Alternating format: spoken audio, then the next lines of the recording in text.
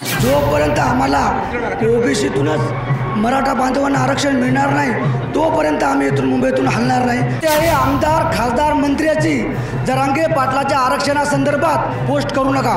सरकारला आम्हाला एवढं सांगायचं आहे की आता आमच्या मागण्या पूर्ण करा, नसता आम्ही घरी वापस जाणार नाही। आमदार आता झोपले का? मताच्या वेळेस मराठ्यांच्या मतावर निवडून येतात, म्हणून आता सरकारला आणि मराठा आमदारांना सुद्धा यानंतर असं येणाऱ्या इलेक्शनमध्ये आमच्या मागण्या जर पूर्ण नाही झाल्या तर या रोषाला सामोरं जावं लागेल।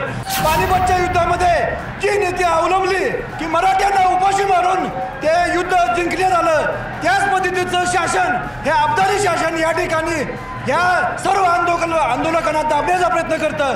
पण शासनाला हे सांगतो, हे मराठे आहेत, हे मागं हटणार नाही। त्या सरकारला आमचं सांगणं आहे, फडणवीसला सांगणं आहे की आम्ही आमच्या भाकरी खाऊन या ठिकाणी आरक्षण मिळेपर्यंत आम्ही हटणार नाही, मागे हटणार नाही।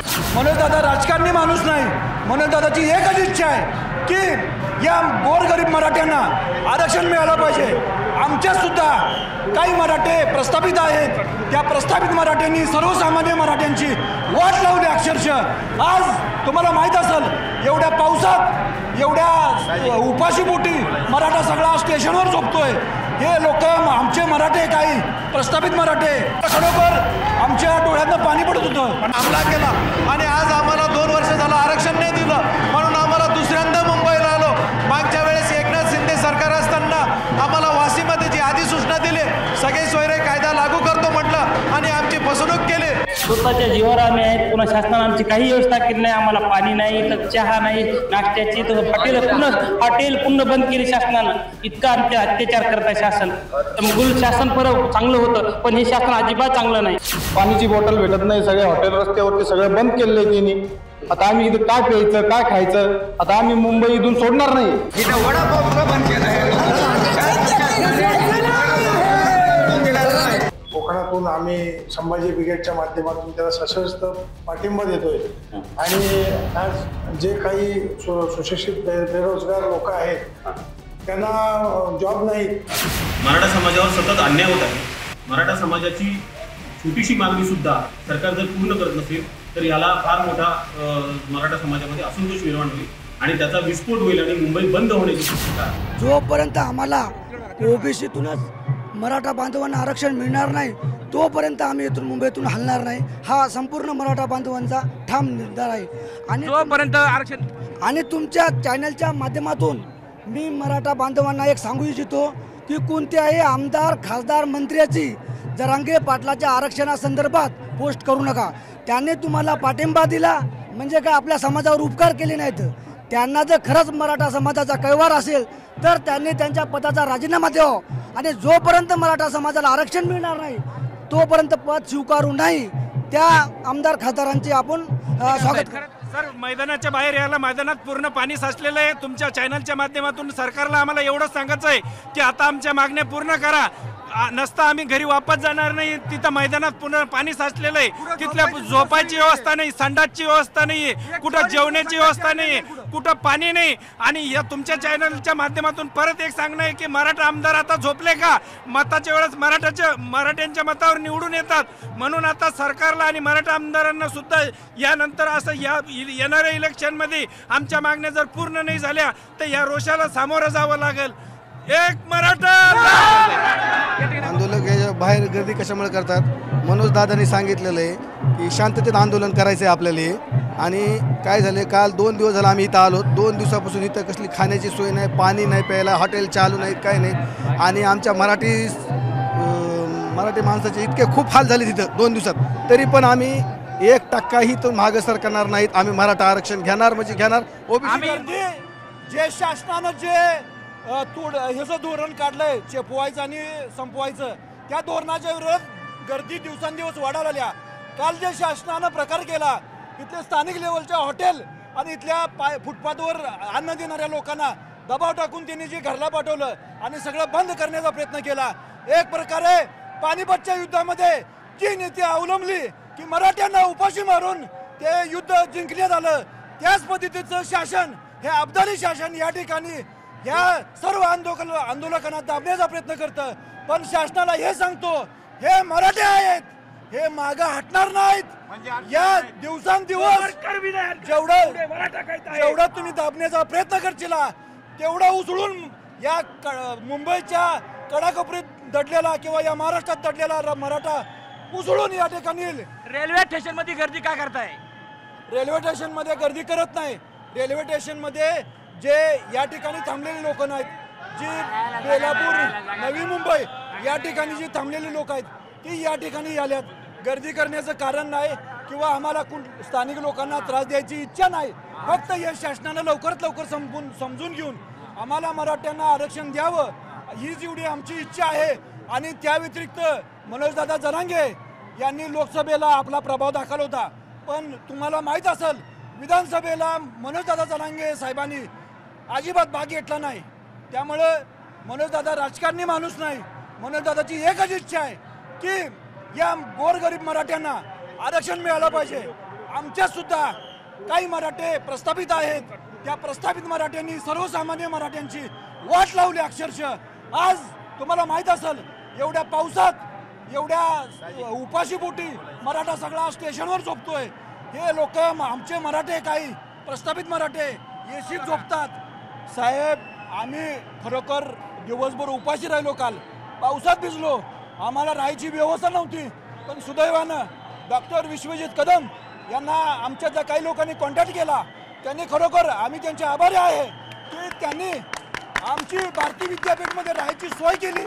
आम्हाला खरोखर आमच्या डोळ्यातनं पाणी पडत होतं। 51,000 त्या ठिकाणी मराठा बांधवांची सोय केली डॉक्टर विश्वजित कदम बाळासाहेब यांनी सांगलीच्या वतीने व तमाम मराठा हिंदू सकल समाज बांधवांच्या वतीने त्यांची आमचे काल अन्न पाणी बंद केलं होतं, पण आमच्या गावाकडून ट्रकाचे ट्रक भरून भाकरी येणार आहे। त्या सरकारला आमचं सांगणं आहे, फडणवीसला सांगणं आहे की आम्ही आमच्या भाकरी खाऊन या ठिकाणी आरक्षण मिळेपर्यंत आम्ही हटणार नाही, मागे हटणार नाही। खरं तर या ठिकाणी झालेली आहे सरकारनं हे 2 वर्षापासून मनोजदादाचं काल 29 ऑगस्ट दिवस होता।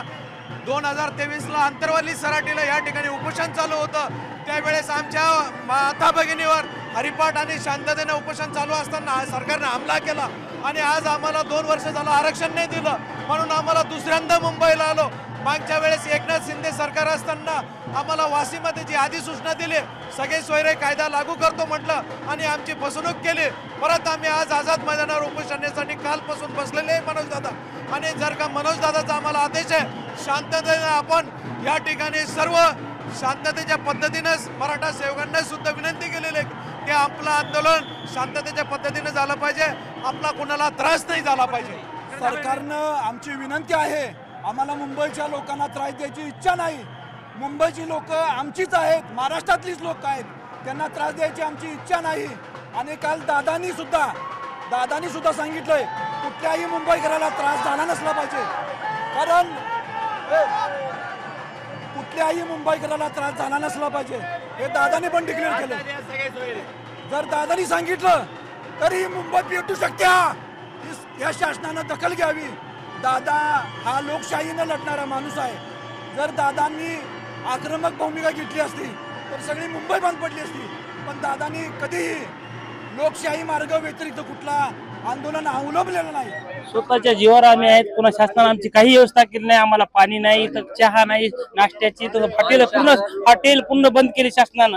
इतका आमचे अत्याचार करत आहे शासन, कुठे व्यवस्था काहीच नाही। स्वतः मराठा बांधव हे स्वतः मनोजदादा जरांगे पाटलाच्या त्यागासाठी सगळं त्याग द्यायला तयार आहेत, पूर्ण आहेत। इतका अत्याचार चालू आहे। मुघल शासन पर चांगलं होतं, पण हे शासन अजिबात चांगलं नाही। आपण कुठून आलात काय म्हणाल दादा? वसमत तालुका राहणार गिरगाव इथून आलो आम्ही की बस 1 महिन्याचा प्रवास घेऊ हे साहित्य आणलेलं आहे, खाण्यापिण्याचं चक। आता ही मुंबई आम्ही काय सोडणार नाही, मुंबई जाम केल्याशिवाय आम्ही रस्त्यावर उतरणार, रस्ते बंद करणार, रस्त्यावर बसून झोपून राहणार आम्ही। आज तरी इथं बसलो आम्ही, आम्हाला कोणतीही शासनाची सोय नाही अजिबात। आजचा दुसरा दिवस आहे। आम्ही काल आझाद मैदानावरती गेलो होतो, तिथं पाण्याची बॉटल भेटत नाही, सगळे हॉटेल रस्त्यावरती सगळे बंद केले त्यांनी। आता आम्ही इथं काय प्यायचं काय खायचं? आता आम्ही मुंबई इथून सोडणार नाही, मुंबई सोडायची नाही, किती दिवस सोडायची नाही, जोपर्यंत आम्ही मुंबई सोडणार नाही। इथं आता आम्ही चाललोय, इथं आमची टॉयलेटची सोय नाही, काहीच नाही। आता आम्ही इथं कसं करायचं? उद्या आमची टॉयलेटची सोय कुठं करायची? कुठं करायची त्यांची? हा कुठं करायची? हा रस्त्यावर छत्रपती शिवाजी महाराज की आणि आमच्या गावातले 90% सगळे मराठी हे त्याच्यासाठी सगळे सगळे 200 माणसं घेऊन रस्त्यावर राहिलो. रस्त्यावर जेवण करून आम्ही हाताने स्वयंपाक बनवून इथं वडापाव सुद्धा बंद केला आहे.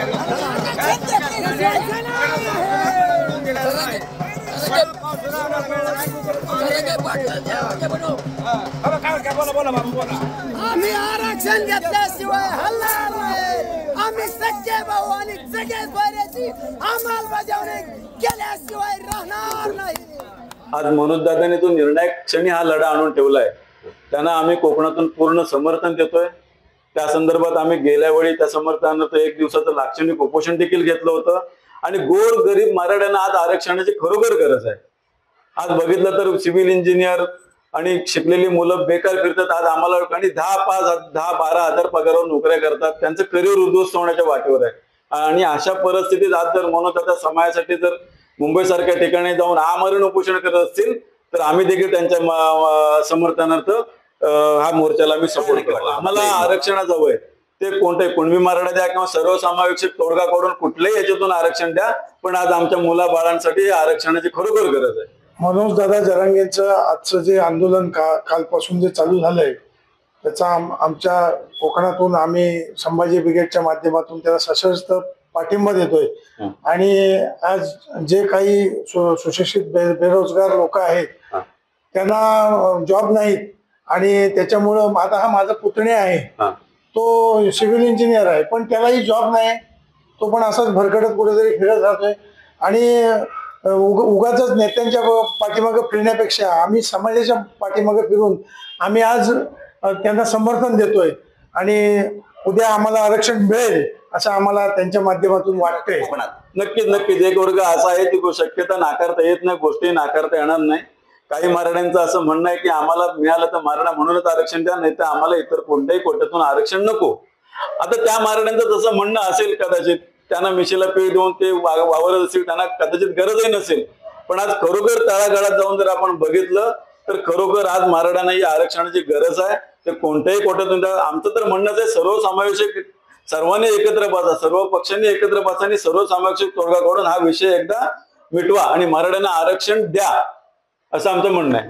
ताई काय सांगा? मराठ्यांना आरक्षण मिळालं पाहिजे.